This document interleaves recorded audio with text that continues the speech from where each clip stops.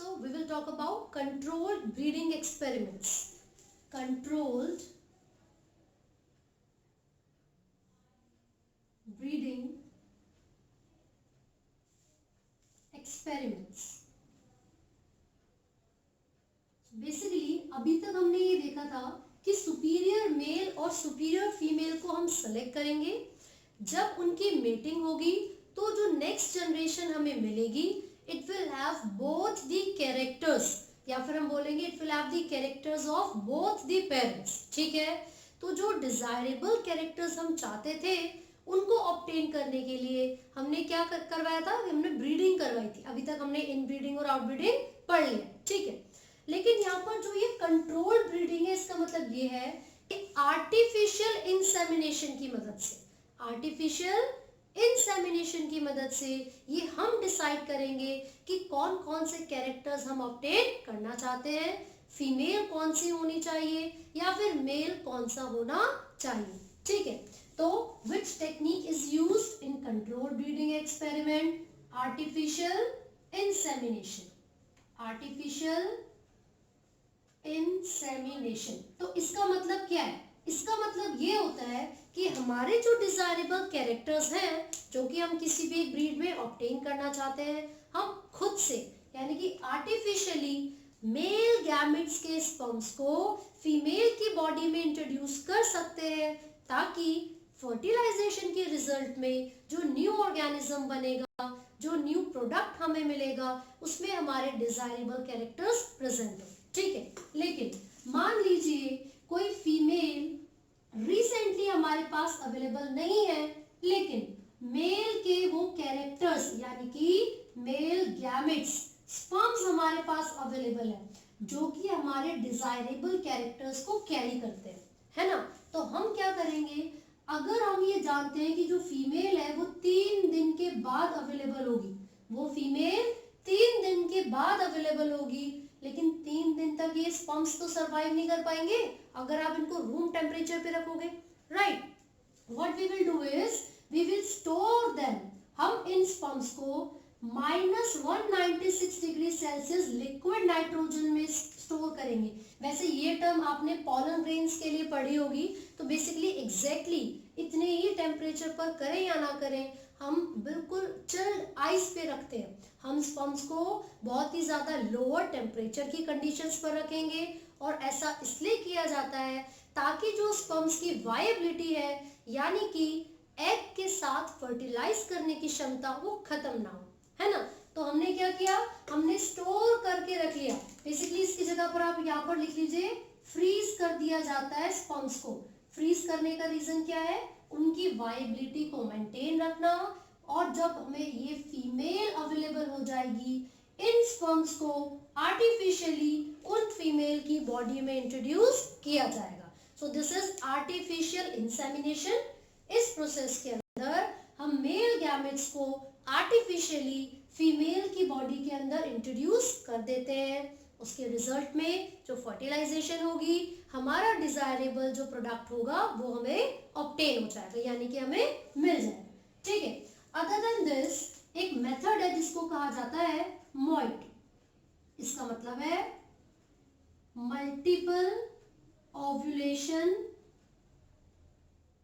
Embryo transfer technology. Embryo transfer technology. ठीक है, तो मल्टीपल ओव्यूलेशन का मतलब क्या है? See, ovulation is the release of egg from the ovary.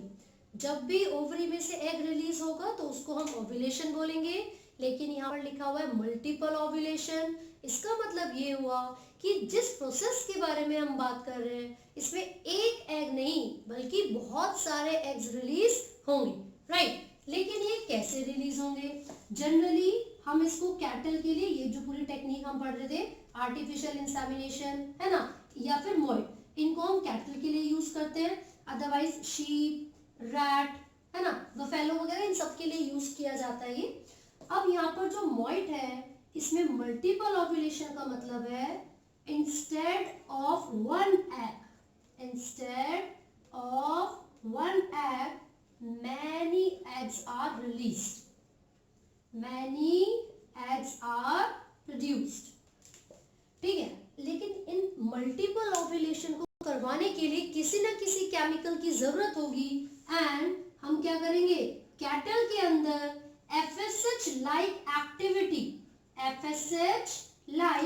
Activity performing hormones को इंट्रोड्यूस कर देते हैं और ये जो हार्मोन होते हैं वो फॉलिक्यूलर मैच्योरेशन करवाते हैं, follicular maturation and ovulation, follicular maturation and ovulation. तो क्या मिलेगा हमें उसके रिजल्ट में, जब हम FSH like activity performing hormones को काऊ के अंदर इंट्रोड्यूस करेंगे तो उसके अंदर ये होगा कि हर महीने जो एक एग रिलीज हुआ करता था या फिर हर साइकिल में जो एक एग रिलीज हुआ करता था, इस बार वो एक नहीं होगा क्योंकि हमने ये हार्मोन उनके अंदर इंट्रोड्यूस कर दिया है, इसीलिए इस बार बहुत सारे एग्स उनके अंदर प्रोड्यूस होंगे।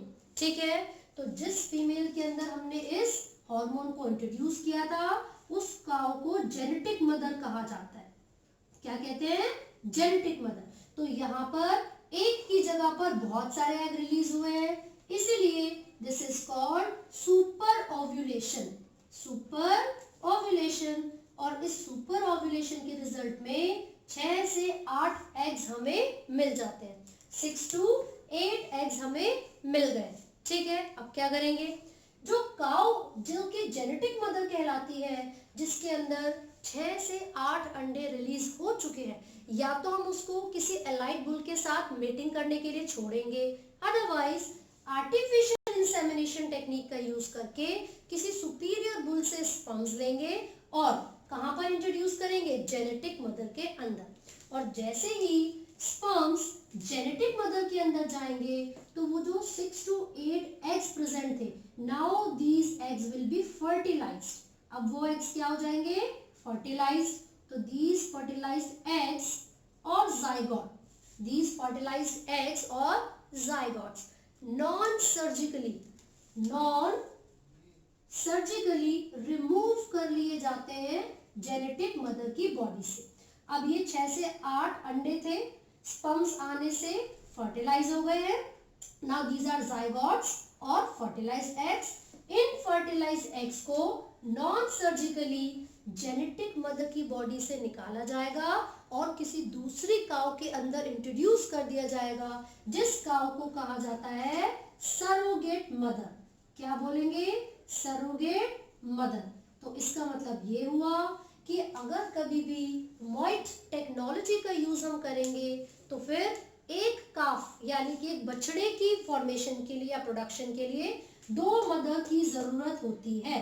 One is the genetic mother, जिसका जेनेटिक मटेरियल प्रेजेंट है, इन्वॉल्व है फर्टिलाइजेशन में, and another is the surrogate mother, जो कि एक एप्रोप्रिएट टाइम पीरियड के लिए यानी कि जेस्टेशन पीरियड तक इन फर्टिलाइज्ड एग्स को अपनी बॉडी के अंदर रखेगी। तो समझ में आया, 2 मदर्स कौन कौन सी थी, सरोगेट मदर थी और जेनेटिक मदर। जेनेटिक मदर क्यों बोला, क्योंकि जेनेटिक मटेरियल तो इन्हीं का था जिसके अंदर हमने FSH like activity performing hormone को इंट्रोड्यूस किया। क्यों किया था, फॉलिकुलर मैच्योरेशन और ओव्यूलेशन के लिए। कितने एग रिलीज हुए, 6 to 10। ठीक है, फिर उसके बाद हमने इनको नॉन सर्जिकली फर्टिलाइजेशन के बाद नॉन सर्जिकली रिमूव किया, सरोगेट मदर के अंदर इंट्रोड्यूस कर दिया। So this is all about मॉइट।